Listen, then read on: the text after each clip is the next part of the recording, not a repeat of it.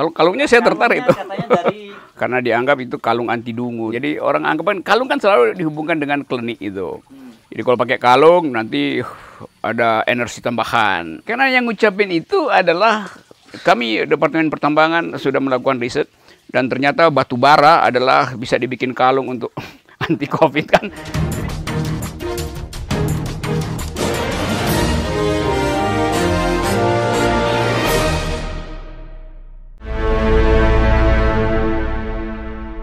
Halo, kembali bersama saya Hersbun Arif dari Forum News Network. Dan kita kali ini akan mengajak ngobrol Bung Rocky Gerung. Ini jadi merupakan kerjasama official antara Rocky Gerung Official dan Forum News Network. Bung Rocky, enak banget ini suasananya ya. Di belakang pohon-pohon pinus, terus ada air gemercik. Tapi kodoknya udah mulai, saya nggak kelihatan tinggal ikan ya. Kodoknya mulai tergusur oleh COVID. Oke, seingat saya dulu ada suara-suara kodok nih kalau malam biasanya ya. Bisa dibikin. Oh, bisa dibikin kodok ya. Nah, ini ada juga yang tanya Pak lewat Instagram gitu, ada yang tanya pada Anda juga soal kan yang lagi heboh nih kalung anti virus COVID yang katanya akan segera diproduksi oleh Kementerian Pertanian. Ini. Jadi Anda tertarik nggak itu untuk ikut memproduksi atau kalau sudah muncul akan untuk menggunakan kalung itu? Kalungnya dari apa ya? Kalungnya saya tertarik itu. Katanya dari kayu putih, minyak kayu putih itu ya, di pohon minyak. Oh, kayak kalung-kalung Buddha, Hindu yang dari pohon khusus gitu. Ya, kalungnya anti COVID. Mungkin satu waktu dia akan dapat sertifikasi dari MURI, Museum Rekor Indonesia. Karena dianggap itu kalung anti dungu tuh.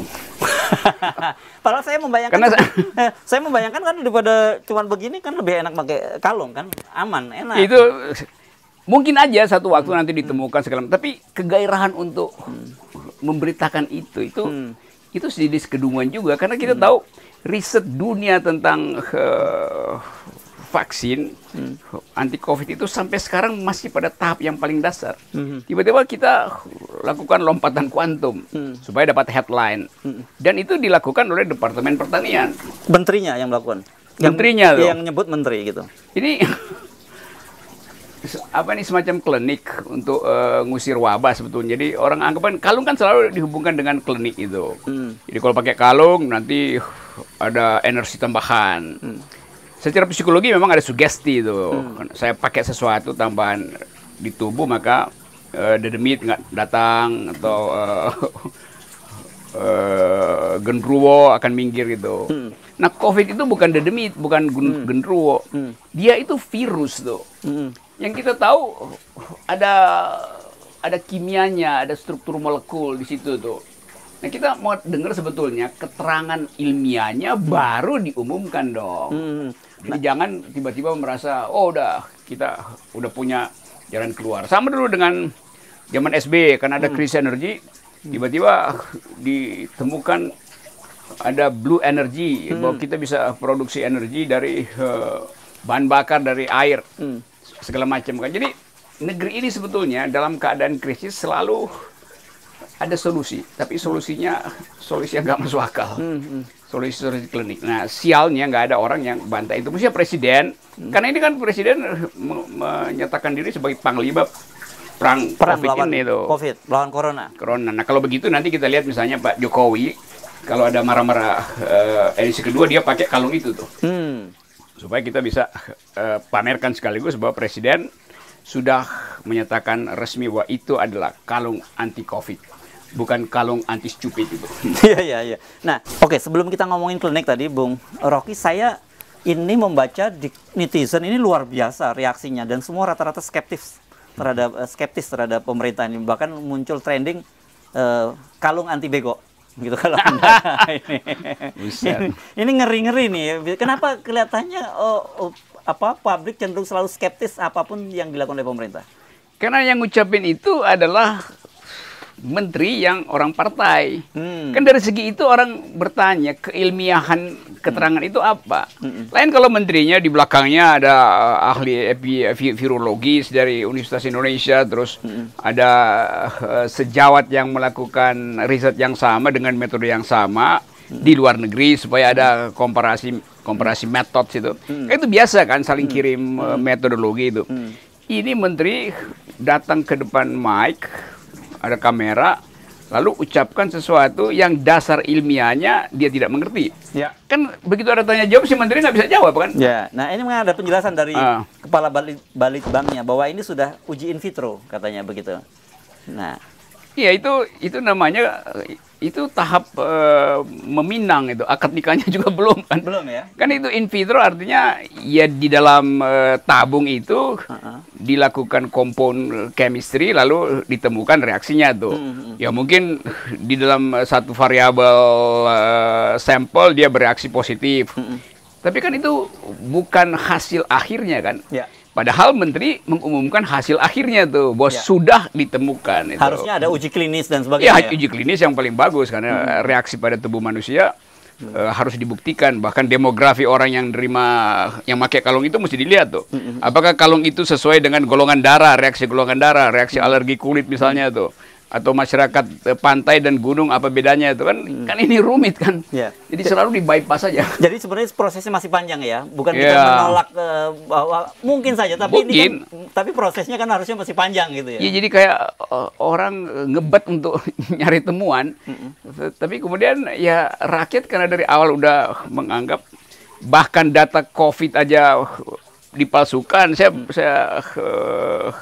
dapat keterangan baru dari investigasi majalah Tempo misalnya bahwa sebetulnya yang meninggal itu 14.000 orang, bukan 3.000 orang yang diumumkan, karena datanya beda-beda, karena parameter ukurnya juga tidak sesuai dengan yang dimaksudkan WHO tuh.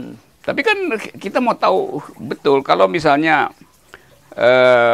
virus yang atau riset yang dilakukan oleh Bretan itu bekerja sama dengan analisis dari WHO, jadi ada semacam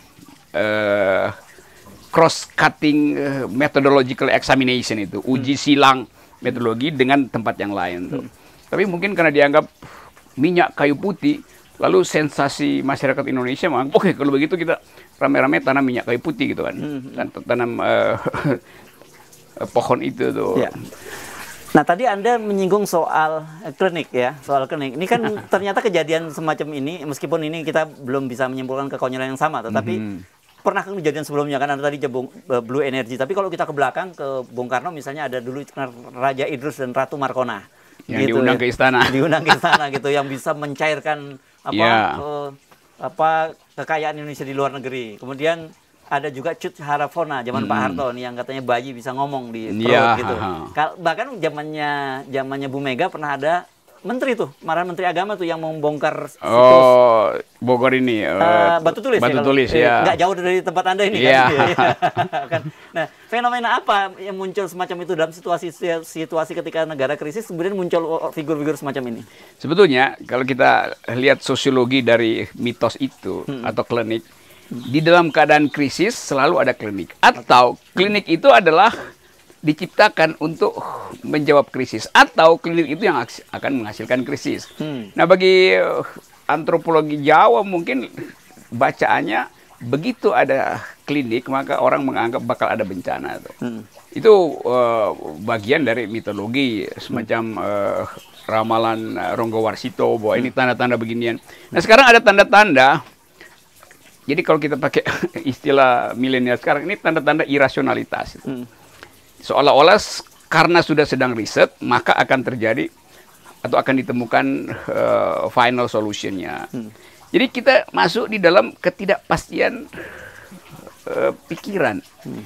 Orang menganggap ya yang ngomong itu Menteri Pertanian. Jadi nilai informasinya udah pasti di bawah Menteri Kesehatan. Kalau Menteri Kesehatan yang ngomong, orang anggap ya Menteri Kesehatan juga tidak punya otoritas yang sama. Ya mungkin lebih baik kalau yang ngomong itu adalah Menteri Pertambangan yang ngomong. Menganggap bahwa kami Departemen Pertambangan sudah melakukan riset dan ternyata batu bara adalah bisa dibikin kalung untuk anti COVID kan. Jadi kekacauan-kekacauan itu yang terjadi. siapa yang mengumumkan pun dia tidak punya otoritas sebetulnya, Tuan. Tapi kalau kita lihat sebenarnya kan jauh sebelumnya juga sempat ada geger tuh yang dokter hewan yang dokter hewan. Iya, dokter hewan siapa namanya saya agak lupa yang sempat viral juga, dan dia menyebut bahwa tidak menular, tidak seberbahaya seperti diberitakan gitu. Dan kemudian ternyata banyak dibantah oleh dokter-dokter dari UI, dia tidak punya kapasitas sebagai seorang dokter hewan mendiagnosa dan penyakit pada manusia kan gitu. Ini kan selalu muncul fenomena semacam ini kan. Atau mungkin lebih baik dokter gigi yang nerangin itu supaya kelihatan betul bahwa tidak profesional pembagian ekspertis di dalam wilayah riset kita. Nah, tapi problemnya ternyata kalau Anda ngomong dokter gigi, sekarang dokter gigi juga kehilangan pekerjaan karena orang banyak takut buka mulut juga karena Yap.